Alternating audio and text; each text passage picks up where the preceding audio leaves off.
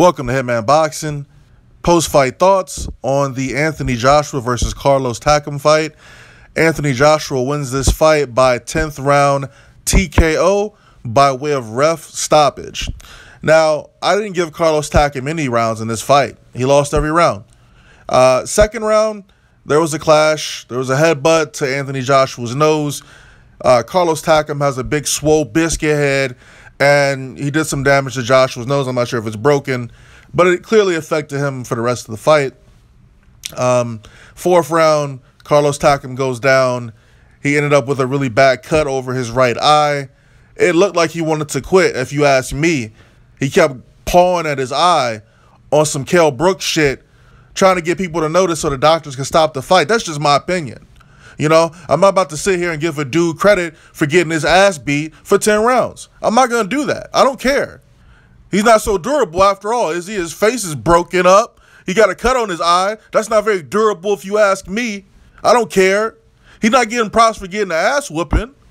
You know what I'm saying? The announcers want to give him credit for, giving it a good fight and giving it his all. It doesn't matter. He lost. And he lost every round in this fight to Anthony Joshua.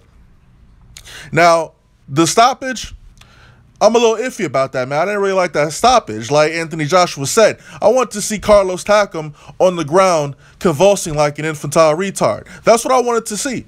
But I was riled with that by the referee. But hey, he wasn't going to win the fight anyway. So Anthony Joshua improves to 20 wins, no losses, 20 knockouts. It is what it is. It was a good little fight while it lasted. I guess I could give Takam a little credit. I mean, he didn't give up. But I mean, like I said earlier, he was getting beat up the entire fight. I mean, why I gotta give him props for getting his ass whooped? I don't like giving people props for getting beat up. That makes no sense to me. That's like giving the second place team props for coming in second place. No, you lost. You came in second place. You lost. You didn't get the gold medal. You got that silver porridge medal, dog. Now, anyway, let's talk about this post-fight interview from Anthony Joshua. He's got all the charisma in the world, but you know what, man? You really seeming like you don't want to fight Deontay Wilder at all. When they asked you about Klitschko, oh, you was ready to fight Klitschko. You wanted him bad, but you don't want Wilder, and he got another belt for you. Now you got obligations. You got mandatories, but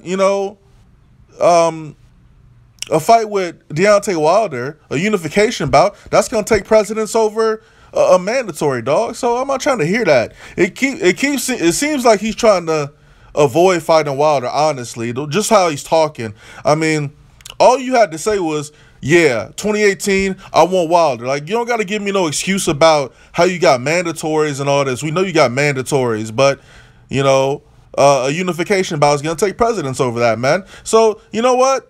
Deontay Wilder probably don't need to fight Dillian White because there's no guarantee that he's going to get Anthony Joshua when he's talking like that, man. So we might not even get this fight in 2018. That's what I'm upset about. So we got to wait for this dude to fight some more bums, and then we got to wait for Deontay Wilder to fight even more bums. And I'm not even calling Takam a bum. I mean, he ain't no A-level fighter, though. He ain't that durable if he got a cut over his eye. I mean, what you mean durable? When I think of durable, I think of something that can't be harmed. You know what I'm saying? I'm thinking of something that can't be scratched up, nicked up. But this dude got dropped in the fourth round, and he got a cut over his eye. There's blood all in his eye. He wanted to quit too. Don't let nobody else try to tell you he ain't trying to quit in that fight, pawing at his eye. Then the ref asked him if he quit. He touching his eye like you don't speak English now. Yeah, you know what he was asking you, dude.